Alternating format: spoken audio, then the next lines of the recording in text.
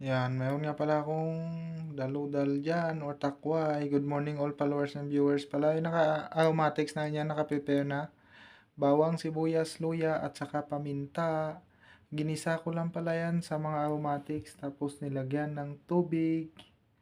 Sinunod ko na nga yun pala yung toyo dyan mga idol at mga lods.